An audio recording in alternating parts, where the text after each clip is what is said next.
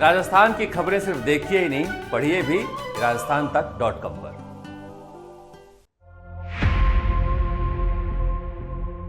राजस्थान में भारत जोड़ो यात्रा करते राहुल और मुख्यमंत्री गहलोत की ऐसी तस्वीरें किसान परिवार के साथ आती हैं। सब कुछ हरा हरा दिखता है, यानी किसानों के लिए उम्मीदों का हरा हरा। लेकिन तस्वीरों में दिखने वाला चारा और वोट के लिए डाला जाने वाला चारा कितना अलग होता है, याद करना जरूरी होता है राहुल गांधी का राजस्थान के विधानसभा चुनाव से पहले दिया गया बयान कि हमारा पहला कदम किसान का कर्जा माफ करने का होगा। और हमने कहा था, भाषण में मैंने कहा था कि आप 10 तक गिनना, 10 दिन के अंदर कांग्रेस पार्टी राजस्थान, मध्य प्रदेश और छत्तीसगढ़ के किसानों का कर्जा माफ करेगी। जिस अलवर में 4 साल पहले राहुल ने ये बात कही, अब राहुल उसी अलवर में वापस भारत जोड़ो यात्रा करने पहुंचते हैं और कर्ज माफी हो जाएगा वाला वादा राजस्थान में पूरा हुआ। अलवर में राहुल की रैली में आए किसानों से सच सुनिए।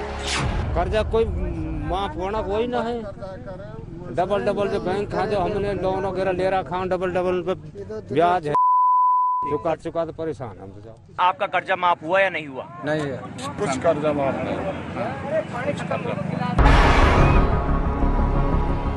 आपको लगेगा अरे ये तो कुछ किसान है, लेकिन बात कुछ की तो है ही नहीं। कर्ज माफी के वादे में फंसकर राजस्थान के किसानों की परेशानी बहुत पहले शुरू हो गई थी। नीलामी 11 लाख रुपए लग चुकी है। अगर इससे ज्यादा कोई बोली लगाना चाहता है तो तहसील कार्यालय थानागाजी में बताएं। दौसा के लालजी कजोड़ की कहानी। किसान परिवार ने मरुधरा ग्रामीण बैंक से कर्ज लिया था, बोरिंग में पानी नहीं निकला, खेती की फसल बर्बाद हुई, कर्ज बढ़ते हुए 8 लाख पहुंच गया। कुर्की का नोटिस बैंक से आया। जनवरी 2021 में लालजी कजोड़ ने आत्महत्या कर ली थी। राहुल गांधी का 10 तक गिनिएगा और कर्ज माफी हो जाएगी की बात को 3 साल तक हुए थे, अब 4 साल हो गए। जयपुर में सीताराम शर्मा के लिए कर्ज माफी का वादा गले की फांस बनता जा रहा है।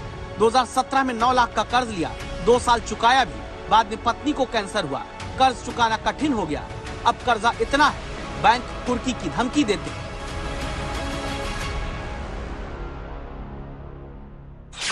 ये बैंक वाला आते हैं, यही कहते हैं हमारे क्या भाई जमा कराओ, कुर्की लगा देंगे। बैंक वाले परेशान कर रहे हैं और कुर्की नीलामी करने के लिए दबाव डाल रहे हैं।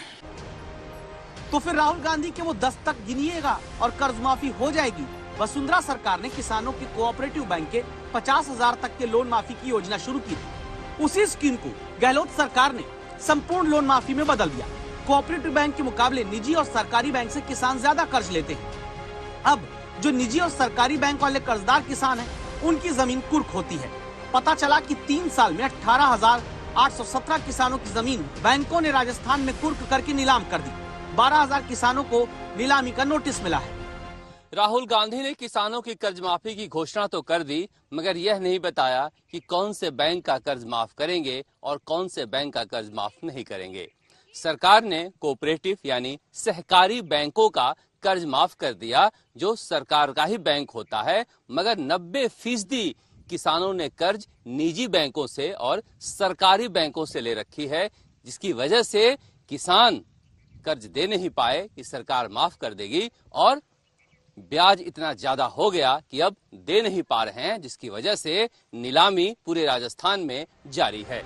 पहला सवाल ये पूछते, राहुल गांधी की भारत जोड़ो पदयात्रा में लोन माफी को लेकर जब किसान मिलना चाह रहे थे, पुलिस ने भगा दिया। अगले दिन राहुल गांधी से ही बुलवा दिया गया कि 20 लाख किसानों के 20,000 करोड़ के लोन माफ हो गए।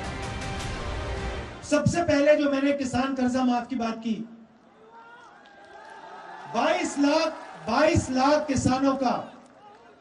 लाख किसानों का कांग्रेस पार्टी ने कर्जा माफ किया है, 14,000 करोड़ रुपए।